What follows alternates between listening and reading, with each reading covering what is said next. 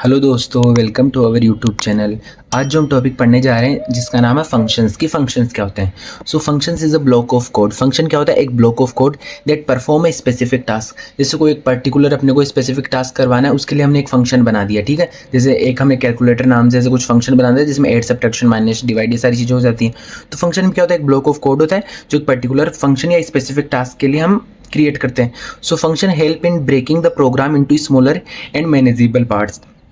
Function क्या काम करता है? जो भी प्रोग्राम है ना, उसको स्मॉलर स्मॉलर पार्ट्स में डिवाइड करने में, ताकि हम इजीली उसको समझ पाए, अंडरस्टैंड कर पाए कि हाँ ये इसमें मीन्स इस पार्ट में ये चीज़ हो रही है, इसमें ये चीज़ हो रही है, इसमें ये चीज़ हो रही है। तो ये काम किसका होता है? फंक्शंस का।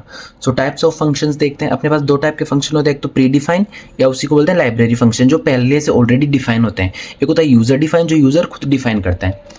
सो लाइब्रेरी फंक्शंस कौन से होते हैं? जो प्री डिफाइन होते हैं कि built in functions provided by any programming language, कि वो ऑलरेडी बिल्ट इन होते हैं और प्रोग्रामिंग लैंग्वेज हमको प्रोवाइड करवाती है। ये फंक्शन ऑलरेडी बने हुए रहते हैं। जैसे सी लैंग्वेज में कौन कौन से हो गए? जैसे प्रिंटएफ। तो प्रिंटएफ फंक्शन एक ऑलरेडी है। इसका मतलब क्या होता है कि कोई भी चीज़ प्रिंट करवानी हो, इसके एफ मीन्स यूजर से वैल्यू लेनी हो, str एंड लेन मीन्स जो स्ट्रिंग है उसकी लेंथ तो अपने को दे देता है। तो ये प्री डिफाइन फंक्शन ऑलरेडी इनका मीनिंग पता है। अब यूजर डिफाइन फंक्शन कौन से होते हैं? जो यूजर खुद क्रिएट करता है अपने मतलब प्रोग्राम के according. So created by the programmer to perform a specific task. तो ये हो गए कौन से? User define function. तो ये हो गए अपने पास टाइप्स ऑफ फंक्शन।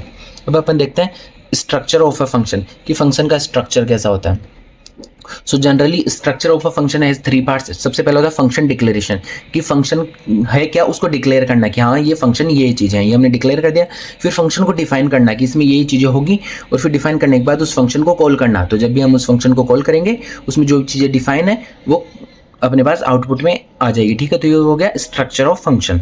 अब syntax of a user define function, की जो यूजर डिफाइन फंक्शन है उसका ये देखते हैं हम सिंटैक्स। तो सिंटैक्स में पहले डिक्लेरेशन, डेफिनेशन और फंक्शन कॉल। तो इसके अकॉर्डिंग सबसे पहले हम अगर हमने को फंक्शन को डिक्लेयर करना है तो सबसे पहले अपन रिटर्न टाइप लिखते हैं, फिर फंक्शन का नेम और उसमें हम जो पैरामीटर्स देने हैं वो। ठीक है, जैसे हमने बनाया हैश इंक्लूड std.h, तो डिक्लेयर करने के लिए इंट, तो ये हमने दे दिया रिटर्न टाइप। फिर ये फंक्शन का नेम ऐड और इसके हमने अंदर पैरामीटर्स दे दिए इंट। ठीक है, जो भी।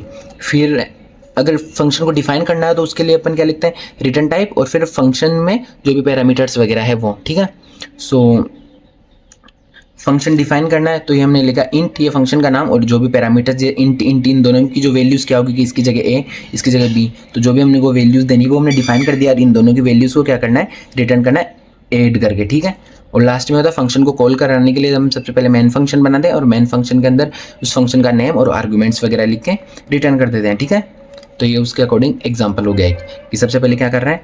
इंट ऐड नाम का फंक्शन है जिसमें हमने दो वैल्यूज़ को दे दिया, इंट एंड इंट। ठीक है, अब इसमें मेन फंक्शन बनाया, मेन फंक्शन में इंट रिजल्ट ऐड क्या करेगा? 10 और 20। अब 10 20 है क्या? ये 10 की वैल्यूज़ ए में जाएगी, 20 की वैल्यू बी में जाएगी, और ये दोनों ए और बी की वैल्यू ऐड होगी, और बाद में यहाँ पे आके और अपने को आउटपुट में दे देगा semi=3, जो हम यहाँ पे प्रिंट करवा रहे थे। ठीक है, तो ये हो गया अपने पास फंक्शन और उसका एक एग्जांपल। अब types of user define function, कि जो यूजर डिफाइन फंक्शन है ना वो मल्टीपल टाइप्स के होते हैं। So based on the parameters and return type, user define function has 4 types.